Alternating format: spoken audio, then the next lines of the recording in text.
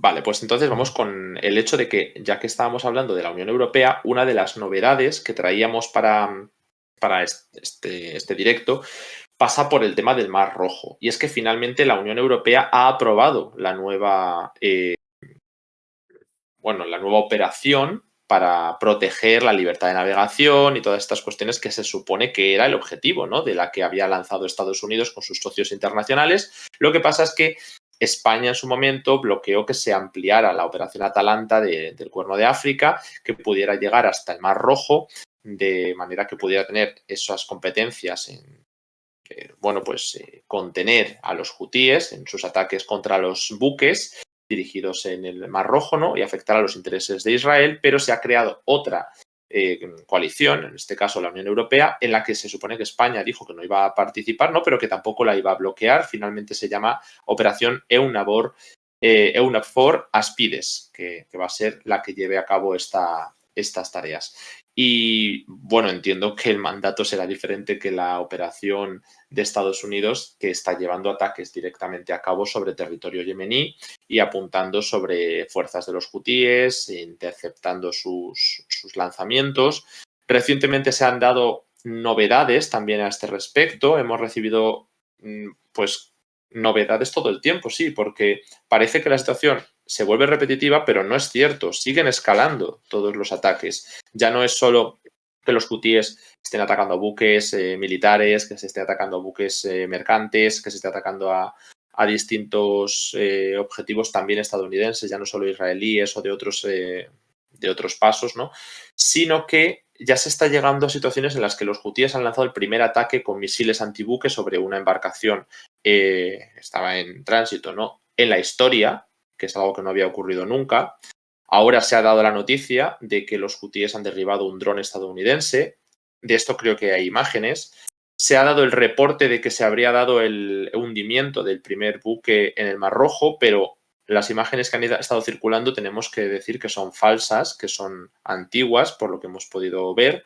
Entonces yo no sé si finalmente se ha podido comprobar o se sabe si ha habido o no un hundimiento, aunque ese vídeo no corresponda a ese evento, pero también sería el primero, igual que se dio esa primera víctima en la frontera con Arabia Saudí, y también hemos visto la primera presencia de drones submarinos bajo control de los hutíes, que han sido pues una novedad importante. Estábamos hablando mucho de los drones de superficie en el mar, marítimos, como los que se han visto en el escenario de Crimea, en el Mar Negro, en Ucrania, pero estos ya serían drones submarinos que estarían siendo controlados por los hutíes. Presumiblemente habrán conseguido gracias al apoyo que están dando los iraníes durante bastante tiempo. Bueno, son como todas las grandes novedades que teníamos ahora mismo en el Mar Rojo, porque son importantes y se van actualizando todos los días para que veáis que sí que hay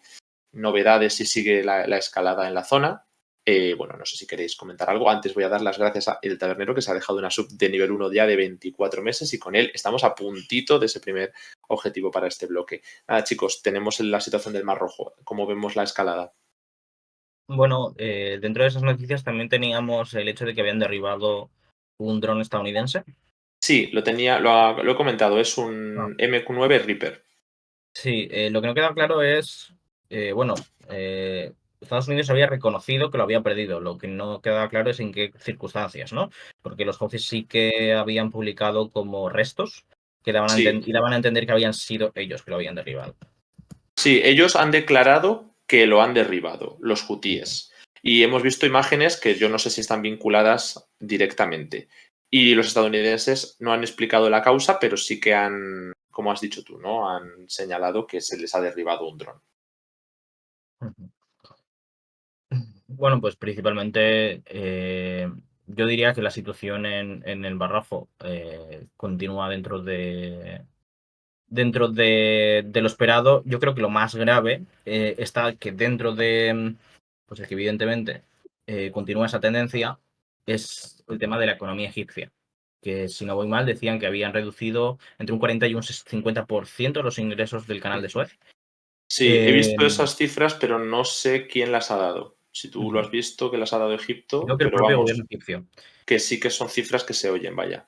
Yo creo que ahí lo especialmente más grave, pues eso, tanto la economía egipcia, que está en una situación bastante desequilibrada, con bastantes problemas desde hace años, con cuestiones de rescates del FMI y con necesidad de privatizaciones que han estado haciendo.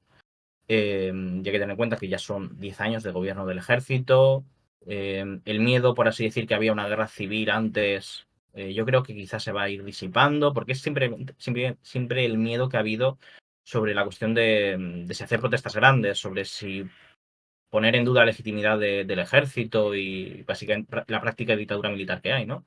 Eh, porque, ¿no? Es decir, un miedo razonable por lo que ocurrió en Siria, ¿no? Con la guerra civil, la situación de devastación que tiene el país, tanto en Siria como en otros países, en Yemen, por ejemplo. Pero claro, es decir, si ni siquiera te provee estabilidad, ¿no? Y un ingreso, ¿no? El gobierno, si la situación económica sigue deteriorándose, la posibilidad de que vuelvan las protestas grandes a Egipto, yo creo que es una posibilidad. Perdona por repetirme. No, sí, sí, Eh, además es que Egipto siempre lo hemos comentado que es un país que tiene tantos frentes y tiene tantos problemas internos, más, o sea, ya los externos los comentamos, pero los problemas internos son tan grandes que, bueno, pues esto ya es la puntilla. Bueno, puedes comentarlo, pero añado una pregunta de la gente. ¿Se sabe también el porcentaje o el efecto en cualquier tipo que haya podido tener el bloqueo sobre la economía de Israel? Bueno, el bloqueo ha afectado sobre todo lo que es el puerto de Eilat, que se supone ha tenido una bajada de actividad la última vez que leí, 85%. Ahora supongo que incluso será más aguda. Esto yo creo que principalmente pues sí afectará a la economía israelí, más especialmente a ese puerto, a la economía de ese puerto. Israel no va a tener el problema que tuvo, por ejemplo, digamos, en los años 50, los años 60, cuando no tenía acceso ni al canal de Suez, ni a lo que viene a ser el Golfo de Aqaba, que es donde está el puerto de Eilat. Y ahí sí que había una afectación crítica para la economía israelí, que está en su periodo de austeridad. Eh, Ahora mismo tiene otras vías. Ujú, Aún así, lo que sí que se puede hablar es de que en general la guerra está afectando a la economía israelí, ujú.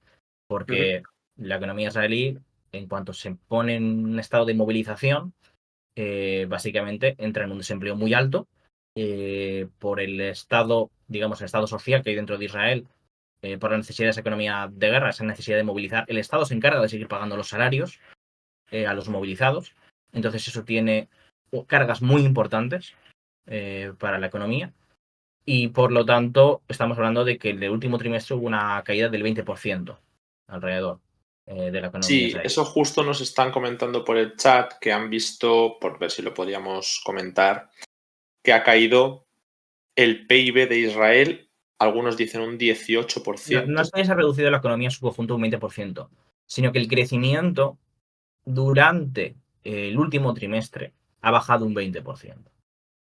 Es distinto. Y la Ujú. economía israelí, a pesar de todo, sigue creciendo. O sea que no estamos hablando del PIB. Sí, exactamente. Después, bueno, sobre Israel realmente no tengo más que decir. No sé si hay alguna cuestión más. No, luego te las paso si hay alguna más, por tener el tema del Mar La otra cuestión Rojo. sobre el Mar Rojo, que me parece especialmente relevante, es Sudán. Porque Sudán es un país que sus puertos están en el Mar Rojo también, evidentemente. Su principal puerto es Por Sudán. Puerto Sudán, ¿no?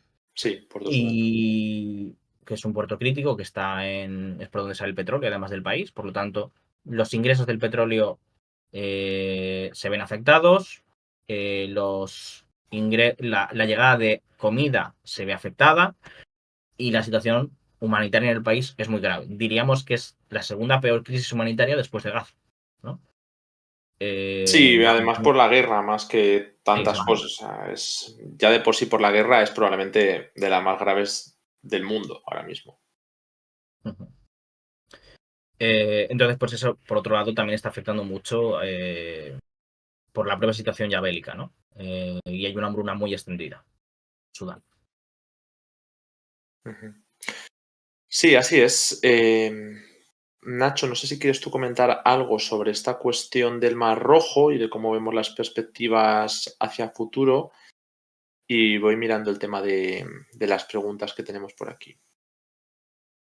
No, lo que comentabas, que sobre todo la situación de Sudán ahora mismo es catastrófica, es la crisis de refugiados más grande, me parece que vamos por 6 millones, más que nada es más grande que Gaza porque no hay tantos gazatís, sino seguramente habría más desplazados en Gaza, pero la situación es catastrófica desde que empezó la guerra en abril, y además se suman a los distintos enfrentamientos que se dan en distintas partes del cuerno de África, la situación interna de Somalia, las crisis con Etiopía.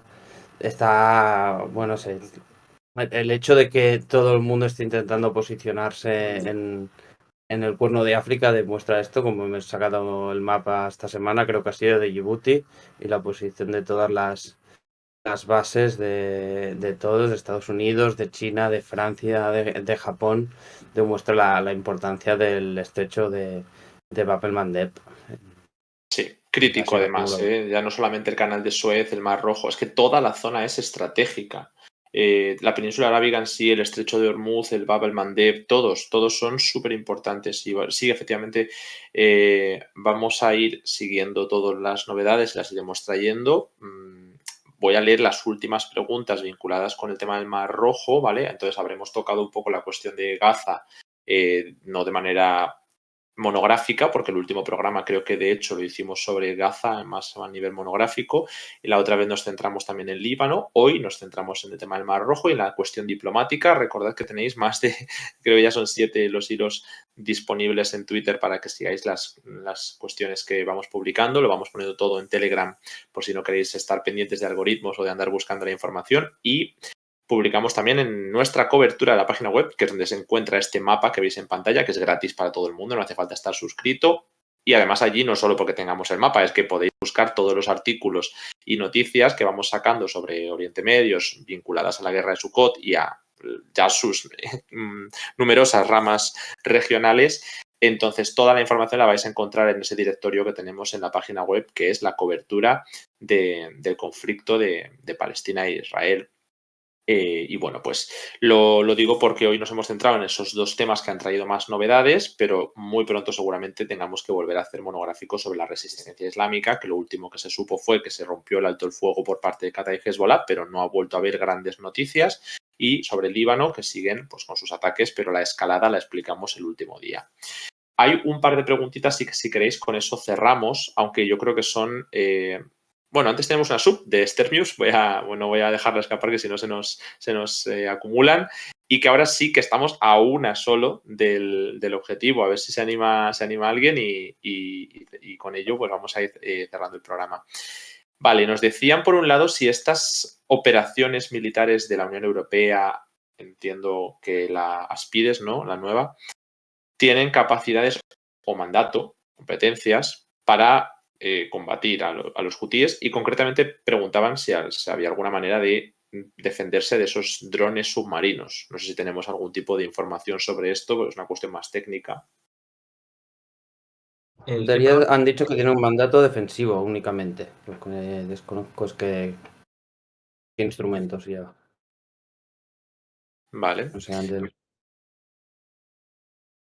No sé si tenemos alguna noticia más, pero vamos, que si no, ya digo que algún día que se pase algún compañero que haya seguido más la cuestión técnica, yo estoy pensando eso, Jorge es uno de los que más ha seguido esto, le preguntamos por el tema de los drones submarinos, que sé que siempre llama mucho la atención el tema armamentístico, pero en general, claro, lo interesante aquí es qué es un mandato defensivo, porque el derecho a la defensa hoy en día se utiliza para muchas ofensivas, pero Estados Unidos tiene una coalición que está lanzando ataques directamente para defender la libertad de navegación, y la Unión Europea tiene otro mandato.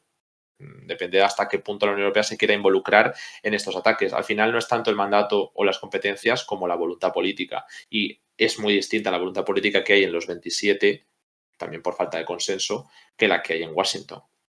Pero bueno, otra cuestión que quizás sí que sea más sencilla, chicos, es sobre China, sobre si a China no le afecta este bloqueo del Mar Rojo, igual que hemos hablado de otros países, y si le afecta o no a través de qué mecanismos defiende su libertad de navegación, si tiene otra operación en la zona.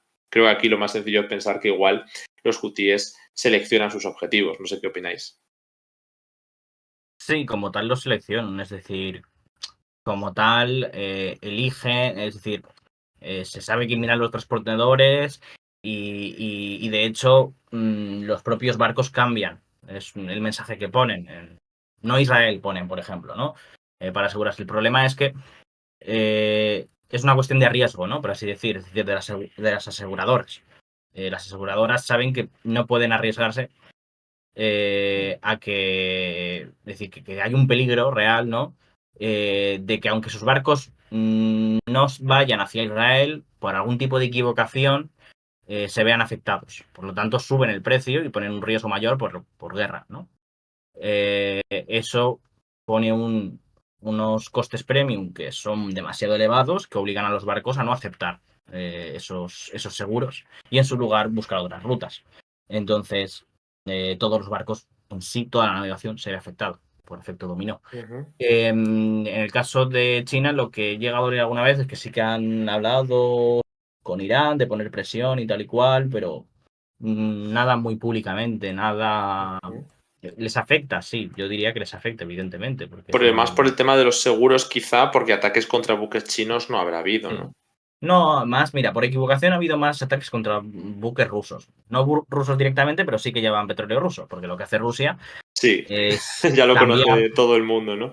sí, cambiar de barco el petróleo a mitad de camino, lo llevan con otra bandera y así se lleva hasta India y después India lo revende a los mercados europeos. Y entonces, pues por ejemplo, se ha ocurrido que una vez se atacó un barco que llevaba petróleo ruso y quedó varado, tocado, ¿no? En llamas en el Mar Rojo y tuvo que ser rescatado. Después, que también me lo pedían sobre el tema de la economía israelí, que es verdad que me he confundido. Lo del No sé- crecimiento o el sí, PIB, sí, ¿no? Volvemos, vale, sí, vamos a matizarlo, venga. sí, es el PIB. He leído los enlaces que ha pasado, que es lo más correcto. Es el PIB anual, por el cuatrimestre anualizado. Es decir, lo que ha ocurrido es que ha bajado un 20% del PIB durante ese trimestre, no el Con crecimiento. respecto al año Es decir, pasado.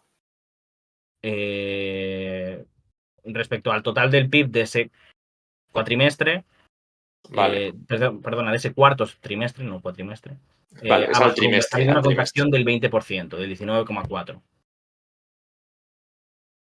Bueno, pues entonces sí que es una caída de casi el 20%, que nos comentaban Sí. antes que Sí, era lo que entre pasa el es que no es un 20% 18. del total del PIB, no es un 20% del total del Producto Interior Bruto o del Producto Interior Bruto que se produce en un año, sino del Producto Interior Bruto de un trimestre. Bueno, pues ahí queda, no es poca cosa. Gracias por la matización, Sí, Ángel, que claro, tenemos tantísimas no, cosas que gracias a seguir que lo ha que pasado.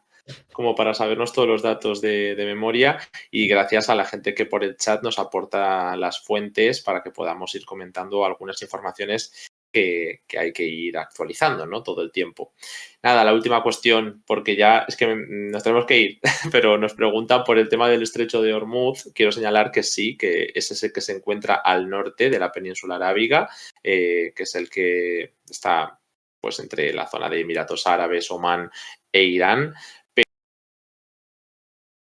Pero el estrecho del Bab el-Mandeb es el que se encuentra en la zona sur, entre Yemen y Somalia, Somalilandia, Djibouti, toda esta cuestión que os hemos comentado recientemente. Entonces, es el Bab el-Mandeb el que está afectado por esta crisis, pero yo señalaba antes el punto estratégico de todos los estrechos de esta zona, del Bab el-Mandeb y del de Hormuz, así como la propia península y el Mar Rojo y el canal de Suez.